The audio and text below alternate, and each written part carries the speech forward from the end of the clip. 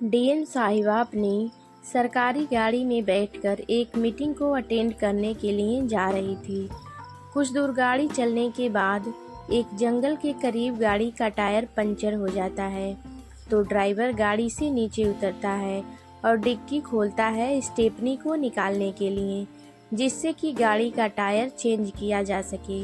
लेकिन देखता है तो पता चलता है कि गाड़ी में तो स्टेपनी है ही नहीं। फिर ड्राइवर डीएम साहिबा से कहता है कि मैडम, गाड़ी में स्टेपनी नहीं है, उसके बिना टायर चेंज नहीं हो पाएगा। यह सुनकर डीएम साहिबा, जिनका नाम स्वाति चौहान होता है, बहुत ज़्यादा परेशान हो जाती हैं। उनको जल्दी ही मीटिंग के लिए जाना था, तो स्वाति चौहान ड्राइवर से कहती हैं कि तुम ऐसा करो, यह टायर ही खोल कर ले जाओ और तुरंत पंचर लगवा कर ले आओ, नहीं तो मैं मीटिंग के लिए लेट हो जाऊंगी। तो ड्राइवर कहता है कि मैडम, यहाँ इस जंगल के आसपास बिराने में कोई टायर पंचर की दुकान ही नहीं है, यहाँ पंचर नहीं जुड़ पाएगा। तो स्वाति कहती है तो तुम टायर को लेकर सवारी में बैठकर ही चले जाओ और सवारी से ही वापस आ जाना, मेरा मीटिंग में पहुँचना बहुत ज़रूरी है। तो ड्राइवर कहता है कि मैडम, मेरे पास एक टायर पंचर जोड़ने वाले का भी फ़ोन नंबर है, जहाँ कहीं भी गाड़ी पंचर होती है तो वह वहीं आकर पंचर जोड़ देता है। तो स्वाति कहती है तो फिर ठीक है, उसे ही जल्द से जल्द बुला लो, हमें लेट हो रहा है। अब ड्राइवर पंचर जोड़ने वाले को फ़ोन करता है, जिसका नाम जितेंद्र होता है। उसका ड्राइवर अपनी लोकेशन भेजता है और फिर 10-15 मिनट में ही जितेंद्र भेजी गई लोकेशन पर आ जाता है। उसने अपनी गाड़ी में ही कंप्रेसर और टायर पंचर जोड़ने का सभी सामान रखा था। वह डीएम साहिबा की गाड़ी के पीछे ही अपनी गाड़ी को लगा देता है, क्योंकि पीछे के टायर में ही पंचर था। तो वह पीछे बैठकर ही टायर पंचर को जोड़ने लगता है। स्वाति गाड़ी के अंदर ही बैठी थी और जैसे ही वह साइड के शीशे में उस पंचर जोड़ने वाले लड़के जितेंद्र को देखती है तो एकदम से चौंक जाती है, हैरान रह जाती है। अब जितेंद्र भी गाड़ी के अंदर डिक्की खोलने के लिए बटन को दबाने के लिए घुसा, तो जैसे ही वह गाड़ी के अंदर घुसता है तो स्वाति को बैठा देख हड़बड़ा जाता है, लेकिन फिर भी जैक को निकालकर टायर का पंचर जोड़ देता है। अब ड्राइवर पूछता है कि बताइए आपको कितने रुपए देने हैं। तो जितेंद्र पैसों को लेने से मना कर देता है, कहता है कि आप बड़े लोग हो, आप लोगों से मैं पैसे नहीं ले सकता, बस आप मैडम से बोल देना कि अगर मुझे कभी कोई सरकारी काम कराने की उनकी ज़रूरत पड़ी तो वह मेरी सहायता कर दें। तो स्वाति ड्राइवर को एक कार्ड पर अपना फ़ोन नंबर लिखकर जितेंद्र को देने के लिए कहती है, इन्हें जब भी हमारी सहायता चाहिए होगी बस एक बार इस नंबर पर कॉल कर लेंगे। अब जितेंद्र भी उस कार्ड को अपनी जेब में रखकर अपनी दुकान के लिए चला जाता है और स्वाति भी काफ़ी उदास हो गई थी। फिर भी वह मीटिंग अटेंड करने के लिए अपनी गाड़ी से जाने लगती है। ना जाने आखिर क्या रिश्ता था इनका एक दूसरे के बीच में। एक टायर पंचर जोड़ने वाले को देखकर क्यों एक डीएम साहिबा इतनी परेशान हैरान रह जाती हैं, आखिर क्या वजह थी। यह बहुत ही इंटरेस्टिंग और दिल को छू जाए ऐसी कहानी है। आइए जानते हैं पूरी घटना की सच्चाई इस वीडियो में। एक जितेंद्र नाम का लड़का रहता है। जितेंद्र के परिवार में उसके माता पिता और एक छोटी बहन, यह सभी हंसी खुशी अपना जीवन बिता रहे थे। सभी कुछ बड़े अच्छे से चल रहा था। एक दिन इनकी रिश्तेदारी में एक शादी होती है। यह सभी शादी में जाते हैं। वहां जाकर देखते हैं कि चारों तरफ खुशियों का माहौल है। सभी रिश्तेदार एक दूसरे के साथ बैठे हुए हैं और बातचीत कर रहे हैं। शादी में ज़बरदस्त रौनक थी। वहीं शादी में जितेंद्र भी अपने मामा के लड़के के साथ घूम रहा था। तभी उसकी नज़र एक बहुत ही खूबसूरत लड़की पर पड़ती है, जिसको देखकर जितेंद्र पहली ही नज़र में उस पर अपना दिल हार जाता है और उसे पहली ही नज़र में एक तरफा प्यार हो जाता है। दोस्तों, उस लड़की का नाम स्वाति होता है। स्वाति भी जब देखती है कि वह लड़का उसको बार बार देखे ही जा रहा है तो वह जितेंद्र को थोड़ा थोड़ा पसंद करने लगती है, उसे देखकर मुस्कुराती है। अब यह दोनों बार बार एक दूसरे को ही देखे जा रहे थे। शादी का पूरा माहौल बना हुआ था, कोई ज्यादा किसी पर ध्यान नहीं दे रहा था। अब जितेंद्र एक प्लेट में थोड़ा सा खाना परोसा होता है और एक टेबल पर जाकर बैठ जाता है। इतने में ही स्वाति भी अपनी प्लेट लेकर उसके बगल वाली कुर्सी पर उसी टेबल पर आकर बैठ जाती है। अब दोनों डरते डरते एक दूसरे से हाय हेलो करते हैं और एक दूसरे के नाम वगैरह पूछते हैं और आपस में अपनी अपनी जानकारी एक दूसरे को दे देते हैं। तो उन्हें पता चलता है कि यह दोनों आपस में ही दूर के रिश्तेदार ही हैं, लेकिन रिश्ता कुछ ऐसा था कि अगर यह दोनों चाहे तो शादी भी कर सकते हैं, इसलिए शादी होने के चांस पूरे मिल जाते हैं। इसके बाद जितेंद्र स्वाति से उसका फ़ोन नंबर भी ले लेता है। अब शादी समारोह तो खत्म हो गया था, तो सभी अपने अपने घर को वापस लौट जाते हैं। जितेंद्र घर पहुंचते ही स्वाति को कॉल करता है और यह दोनों रोजाना बातचीत करने लगते हैं। बातचीत करते हुए जितेंद्र को पता चलता है कि स्वाति एक बहुत ही अमीर परिवार से बिलोंग करती है। उसके पिताजी बहुत अमीर हैं, जबकि जितेंद्र एक मिडिल क्लास फैमिली से बिलोंग करता था। लेकिन उनके खाने खर्चे में किसी चीज़ की कोई कमी नहीं आती थी। हंसी खुशी अपना जीवन यापन चला रहे थे। धीरे धीरे दोनों में बहुत गहरी दोस्ती हो जाती है और यह दोस्ती कब प्यार में बदल जाती है दोनों को पता ही नहीं चलता है। दोनों एक दूसरे से बेइंतहा प्यार करने लगते हैं। एक दिन स्वाति कहती है कि जितेंद्र, अब हमें शादी कर लेनी चाहिए।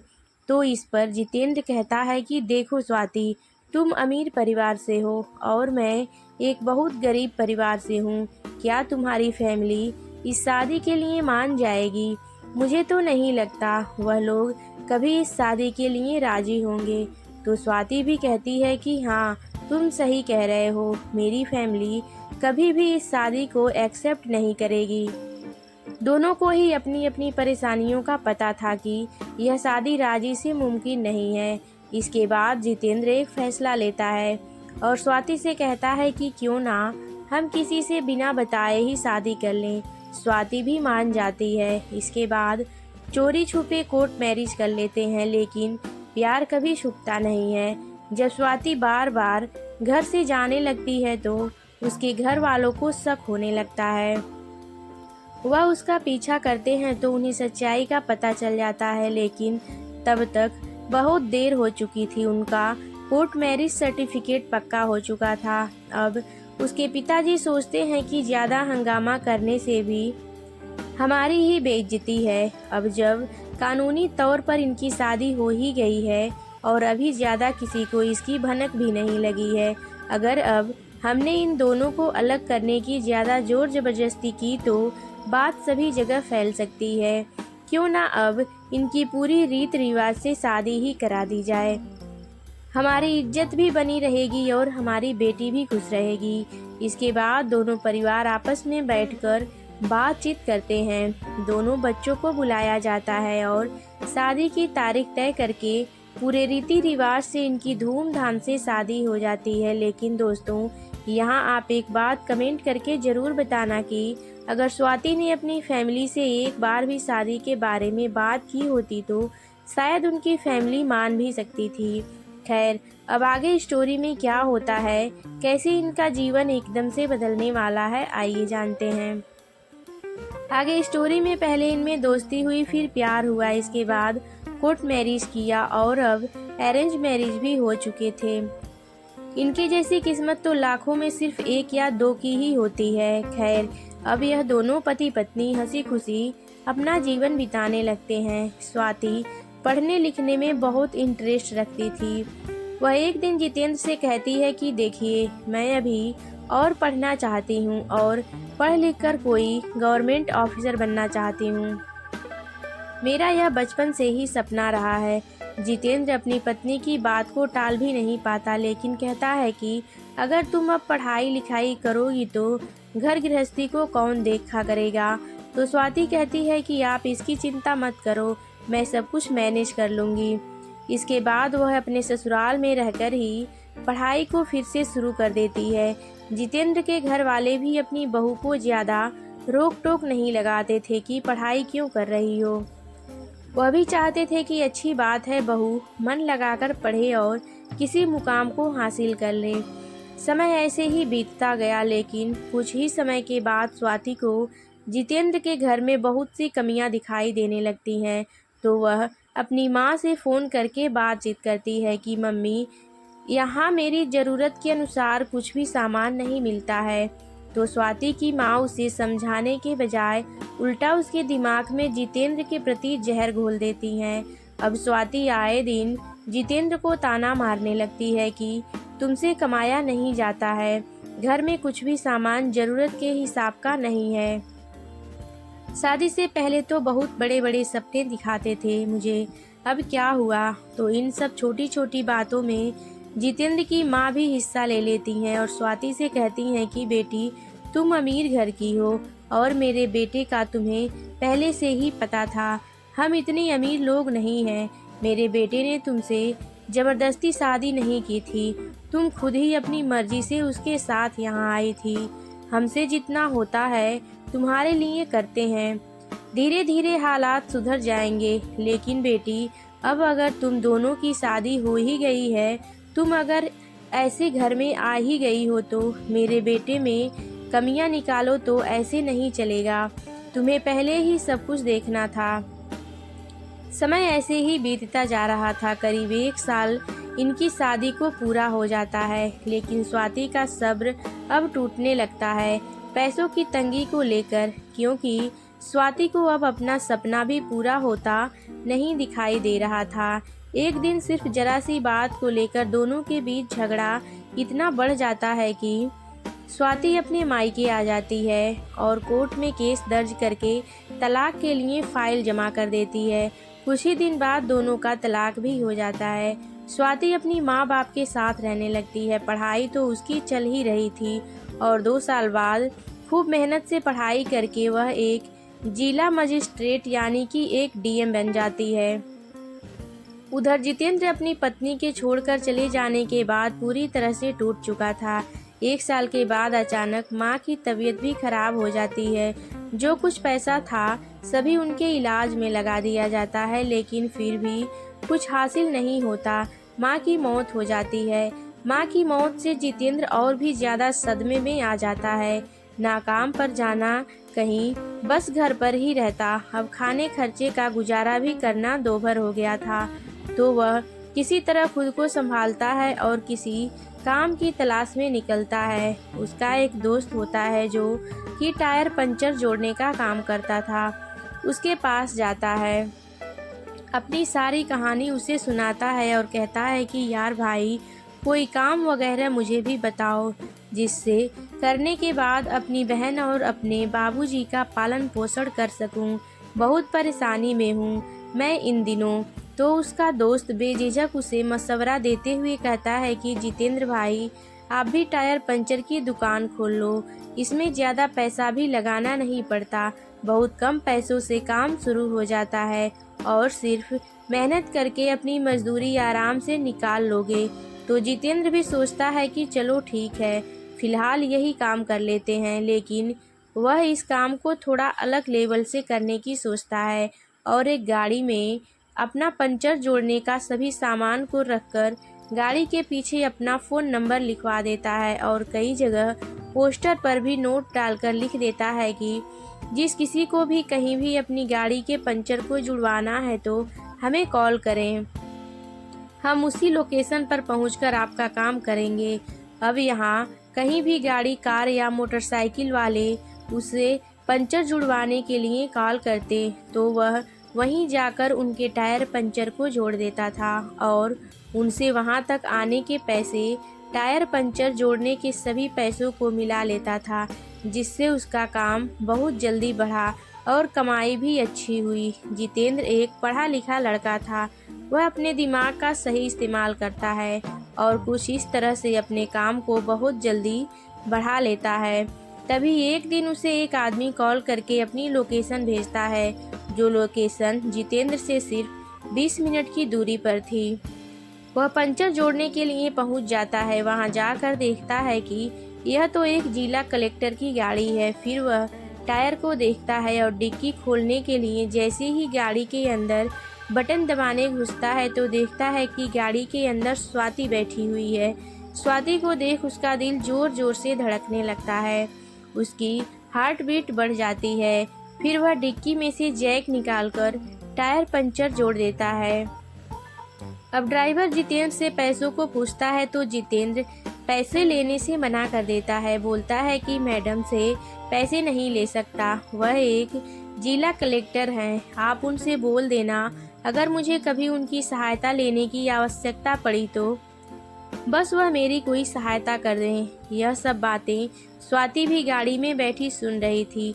वह अपने एक कार्ड पर अपना नंबर लिखकर जितेंद्र को देने को बोलती है कि इनको जब भी हमारी सहायता चाहिए होगी बस एक बार इस नंबर पर कॉल कर लेंगे। अब जितेंद्र उस कार्ड को लेकर चला जाता है और स्वाति भी अपनी मीटिंग अटेंड करने के लिए चली जाती है। शाम को जितेंद्र घर पहुंचता है और सोने से पहले उस कार्ड को खोलकर देखता है जो कि फोल्ड करके बंद किया हुआ था। खोलता है तो उसमें से पैसे निकलते हैं और एक फ़ोन नंबर भी लिखा रहता है। इसके बाद जितेंद्र सोचता है कि क्यों ना एक बार कॉल करके बात ही कर ली जाए, पर जब नंबर मिला ही है तो वह रात में ही कॉल लगा देता है।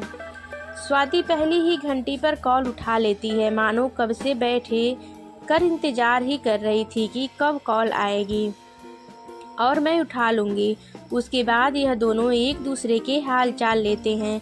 स्वाति उससे बड़े ही प्यार से पूछती है कि जितेंद्र ऐसा क्या हुआ जो तुम अब टायर पंचर जोड़ने लगे हो। तो जितेंद्र कहता है कि यह सब जानने के लिए तुम्हें मुझसे मिलने आना होगा, यह सब बातें फ़ोन पर नहीं हुआ करती। इसके बाद जितेंद्र भी उसकी ज़िंदगी के बारे में पूछता है तो वह बताती है कि हाँ, मैंने भी पढ़ लिख कर इस मुकाम को हासिल कर लिया था जिसकी मैं हमेशा तुमसे बात किया करती थी। और यह ऐसे ही 1 से 2 घंटा बात करते हैं और फिर सो जाते हैं। अगले दिन स्वाति जितेंद्र को कॉल करती है और बोलती है कि तुम मुझसे मिलने के लिए कह रहे थे, मुझे तुम्हारी ज़िंदगी के बारे में जानना है, बताओ कहाँ मिलने के लिए आऊँ। तो जितेंद्र कहता है कि तुम मेरे घर पर ही आ जाओ। तो स्वाति कहती है कि मैं अब एक जिला मजिस्ट्रेट हूँ, ऐसे घर पर नहीं आ सकती। अगर मैं आ गई तो लोग तरह तरह के इल्ज़ाम मुझ पर लगाएंगे, मैं यह सब और बर्दाश्त नहीं कर सकती। फिर वह कहती है कि तुम ऐसा करो, मुझे मार्केट में मिलने आओ, मैं अपना भेष बदलकर आ जाऊंगी, तुम मुझे अपने साथ कहीं ले चलना, फिर हम कहीं बैठकर बातचीत कर लेंगे। जितेंद्र कहता है कि ठीक है। इसके बाद जितेंद्र बताई गई जगह पर बाइक लेकर खड़ा हो जाता है। कुछ देर बाद स्वाति आती है और बाइक पर बैठ जाती है। यह दोनों एक पार्क में जाते हैं और अकेले में जाकर बैठ जाते हैं। अब स्वाति पूछती है कि अब तो बता दो कि तुम्हारे साथ यह सब क्या हुआ है जो तुम टायर पंचर जोड़ने का काम कर रहे हो। तो जितेंद्र बताता है कि तुम्हारे छोड़कर चले जाने के बाद माँ की तबीयत खराब हो गई, उनके इलाज में सभी पैसा खर्च हो गया, फिर भी वह बच ना पाई, मैं खुद को संभाल नहीं पाया, घर की आर्थिक स्थिति बिगड़ती ही चली गई। फिर मैंने हिम्मत से काम लिया और अपने एक दोस्त की मदद से यह काम स्टार्ट किया और आज ठीक ठाक पैसे कमाकर अपनी बहन और बाबूजी का पालन पोषण कर रहा हूँ। तभी जितेंद्र स्वाति को गौर से देखते हुए कहता है कि क्या तुमने दूसरी शादी कर ली है। तो स्वाति कहती है नहीं। तो जितेंद्र पूछता है तो फिर यह मांग में सिंदूर कैसा है।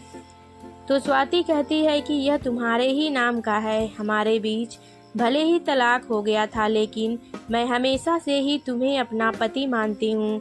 यह बात सुनकर जितेंद्र भी भावुक हो जाता है। फिर कहता है तो फिर तुमने मेरे साथ यह सब क्यों किया था। उसके बाद स्वाति की आंखों में आंसू आ जाते हैं।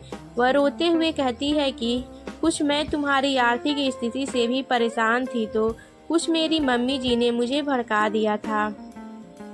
मैंने बचपन से ही ऐशो आराम की ज़िंदगी बिताई थी, मुझसे यह सब ज़्यादा दिन नहीं झेला गया, मुझे माफ़ कर दो जितेंद्र, मुझसे बहुत बड़ी गलती हो गई थी।